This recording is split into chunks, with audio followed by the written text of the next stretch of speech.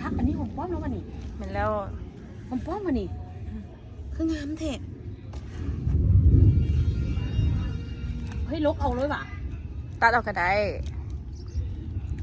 ใช่ป่ะ ผักสลัดแบบธรรมชาติเองเนาะปลูกธรรมชาติโอ้ยคนตัดผักก็งาม คนตัดพักนี่นะ แมน เขาโชโกเดียวเพิ่นเลยว่ะ มันมีเจนั่นเจ้าของบ้านมาตัดเอาไว้ ตัดรถพอแล้วเอาต้น2 ต้นซื่อ อากาศดีดีผมบ้ามันงาม ๆหัวคนเจ็บแล้วดิ นี่ พอ แม่ พอแล้วนะเขาเอาหนึ่ง นี่ เดียว แม่ ไม่ใช่ ตัด เด็ก นี่แม่นี่เด็นี่นะมาตัดเอาพ่อป้อมนี่ไม่ให้เขาพัดนี่นะตาดำเพราะว่าเอ้ยจะปลูกใหม่โอเค ปลูกเอาปลูกอีกได้สมองนี่ ฮะ ปลูกอีกได้สมอง บ่เอ้ยจะปลูกแนวอื่นใส่โอเค โอ้ อันนี้ก็ตัดเอาโลดนี่นะเอ้ยจะปลูกเพราะอีตูใส่เห็น จ บ่ อดเนาะงามเนาะ ตัดเอาโลดเดี๋ยวอันนี้ไปเห็นเด็กน้อยพัน นี่คุณ อุ้ยคือฝนตกไปของเจ้าสิไปบุญจังไหนล่ะนี่ ฮะ คือฝนตกละ กระยามันเหรอผล เอาเขาจะบอก ตัดเอาแม่ตัดเอาโลดเอ้ยจะปลูกแนวอื่นใส่เนาะให้บอกมันขึ้นมาเลยบอกพี่ด่ากันกินเงินลูกนี่ตาดำ อันนี้เป็นผักหอมป้อม ผมป้อมงาม งามเนาะโอ้ยหอมอีกหอมเมนหอมแล้วหอมละ ตัดเอาเอานี่ ผมป้อมบอก ตัดขามันถิ่ม แบบบ้านเขาเลยพี่น้อง ที่ตัดขามันถิ่มโอเค พอแล้วเอาแรกเข้าไปในแล้วนะพอแล้วนี่นะ มันงามกันมันงามเลย มันลายละโพดมันสิเป็นเน่าทิ่มเสื้อ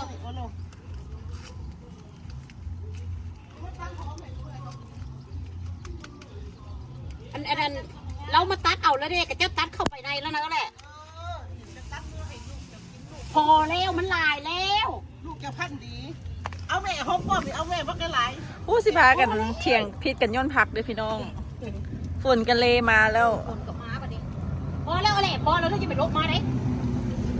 อันนี้พักออร์แกนิกเหมือนบ่ โอร์แกนิกธรรมชาติ นี่นะแต่ดำอุ้ย โบพอแล้ว โอ้ยจะเห็นพิษกันเยอะเลยเด็กพวกหลายมันแก่ไหนเอาไว้แก่มันงำกันตัดรถมันก็พองขึ้นมา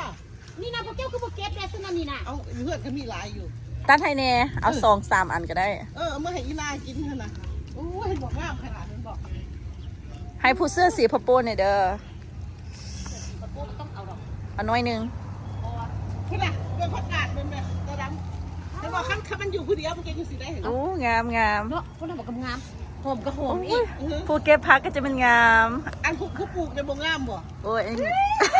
งามคือกัน ของลูกปุ๋ยเจ้านั่นน่ะ ผู้ปลูกกัน หอมแค่หอมบาปเจ้าเลยสวัสดี อันพักออร์แกนิกเลยสินะเจ้าของกับออร์แกนิกเจ้าของกับซึมเลยเด้อ ฝนกระตกลงมาอีก เห็นบอกเขาตัดแล้วมันก็ขึ้นมาโอเคเขา เขา บ จะ อก ไป ตั วั ด ดจาก แก่ มุงสนิท เอาแต่สภาพเนาะเอา พอแล้วของคอยพอละของนางปุ๋ยอันนี้ของนางปุ๋ย เลย ไม่ใช่ของมัน เห็นบอกแค่เขาบอกถือมันขึ้นไปงามบอกแกงหนูหวานแกงผักกาดแซ่บแกงสิกระดูกขางหมู แกงพักอ่ะ แกงผักกาดเท่านั้นที่บอกนกมันจะถึงงามท่านบอกนกมันหมูงามที่บอก